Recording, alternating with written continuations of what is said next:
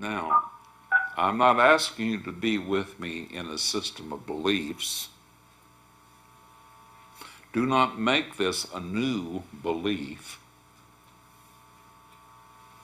but rather let these words that are being used be pointers for the process that is actually occurring so that you can see for yourself the truth of the true nature of the being that you are. And Bhagavan Ramana has given us the way and the means for this awakening to occur in us, for us, and the awakened awareness to occur as us. The process of inquiry. Following your own personal sense of I back into the point or place or location from whence it is appearing to take rise and creating and sustaining and maintaining this apparent world of time and space. All of this is so basic and so simple if we simply let go into it by following the inquiry process constantly in our daily lives, making it the basis of our life rather than thoughts occurring in the mind. I realize that we think that we've got to keep our mind in the forefront and the leader and the doer of it all.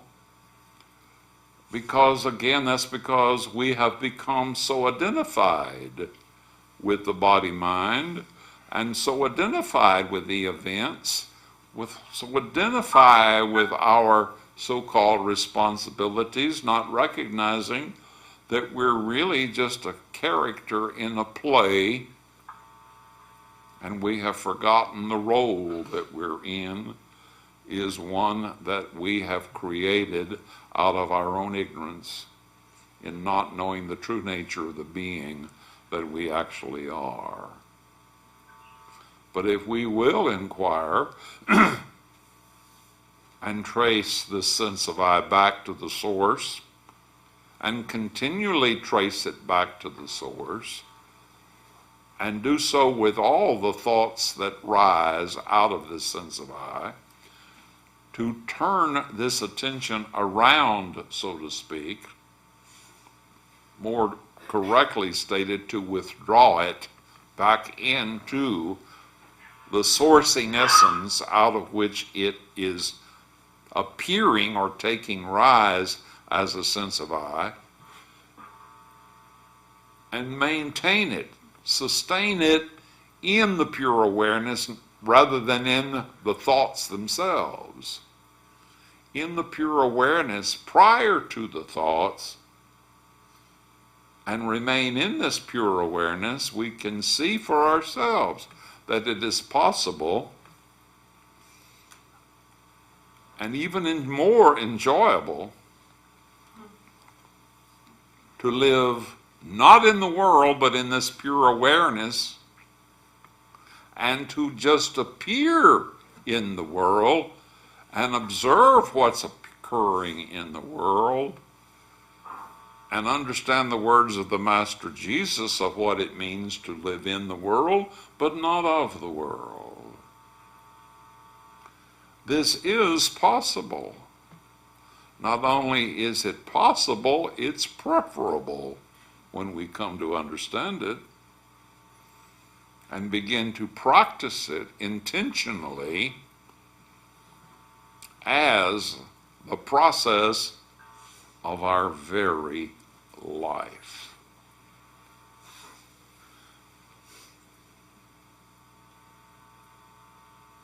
This is the simplicity.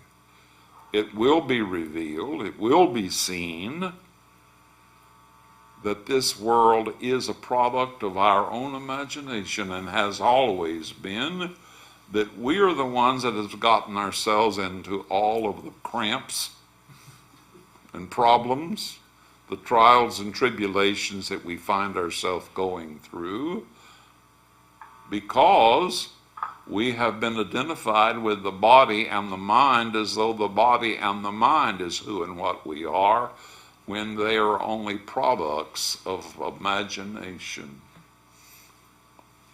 They are just the play, the dance, the leela of our ignorance, of our unconsciousness in not knowing the truth and the true nature of who and what we are.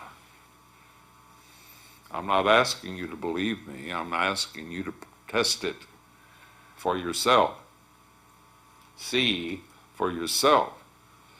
Now, what would be the motivation for you testing it?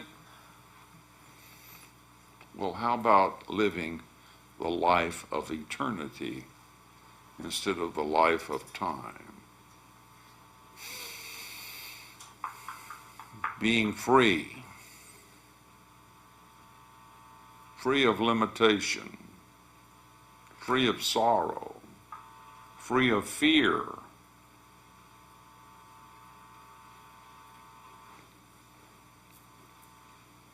How about that one? See? Being happy, not because,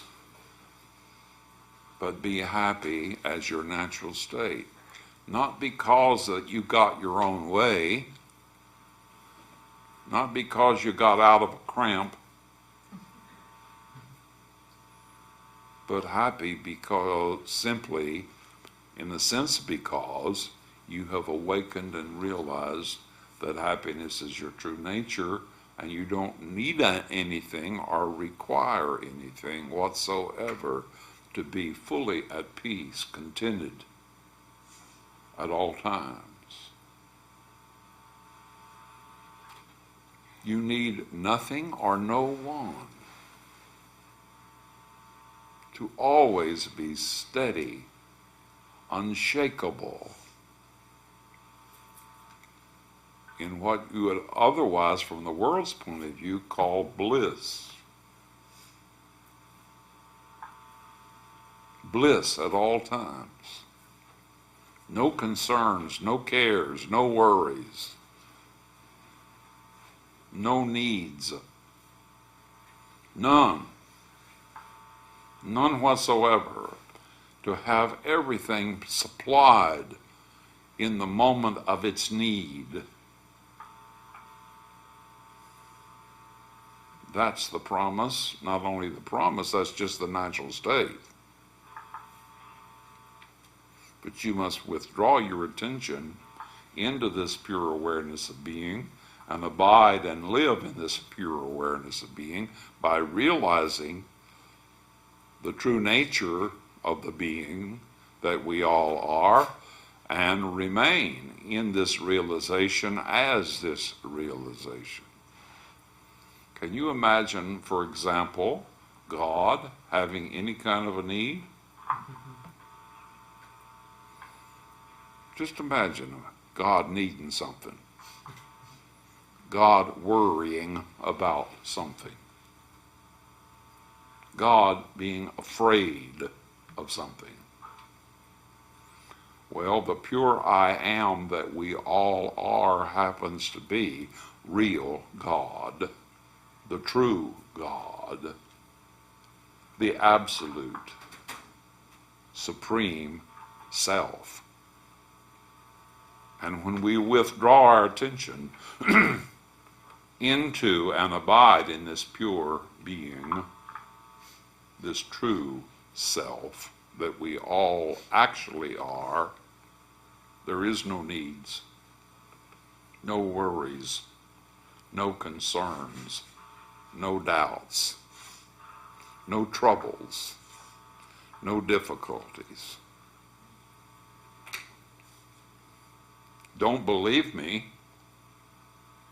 Withdraw your attention into the pure awareness of being for yourself and see for yourself. Recognize for yourself the location of peace, freedom, and joy. Do it now. Live it now. Be it now.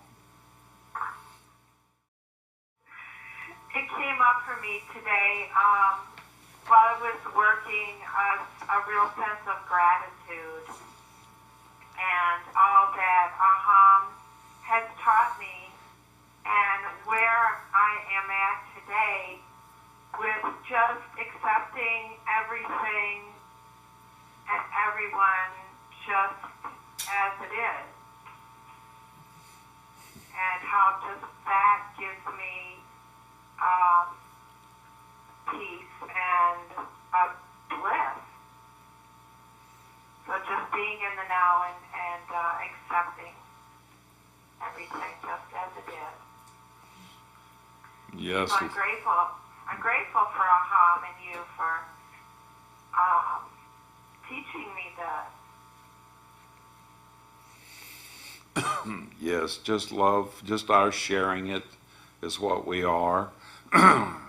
Our sharing it with you is what we do, simply because we have ourselves seen it and awakened to it by the grace of Sri Bhagavan Ramana. And that's what we have to share.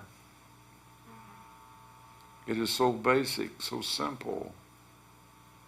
I'm so happy with you and for you that you're seeing it. Thank you. Thank you for your sharing. All right, anyone else?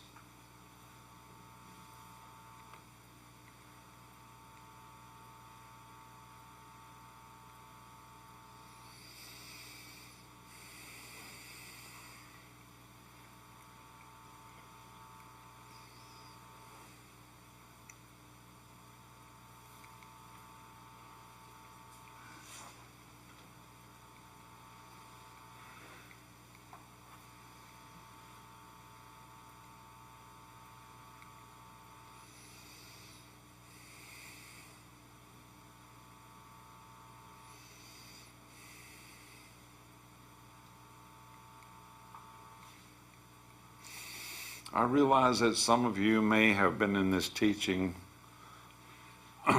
longer than others, and maybe some of you have only been in it a short while, may consider what I have just said in the last few minutes as just being claims, promises, in which there is no basis for. But I do promise you this one thing, it's not just a claim in which there's no basis. What I'm sharing with you happens to be the absolute truth. That you can awaken, if you haven't done so, into this pure being of the I am that you are by simply following your sense of I to that point where it appears to take rise. Now you must then move past that point. When you do the inquiry, it takes you back to a place where there is no thing or no one to even ask, who am I? You are just facing pure awareness. All that is there is pure awareness. Now you must practice staying. Sri Bhagavan Ramana used to say, dive into this awareness, or abide, I say, in this awareness. Remain in this awareness, as this awareness. And it's very helpful when you are in a conscious community, as AHAM is. When you're in a group where a group of you can come together and be together. When you're alone, on your own, out in the world by yourself, and you have nothing but people around you who are doubting and suffering and hurting all the time, and that's all you ever see, it's very difficult for you to remain. Or let's say it's more difficult.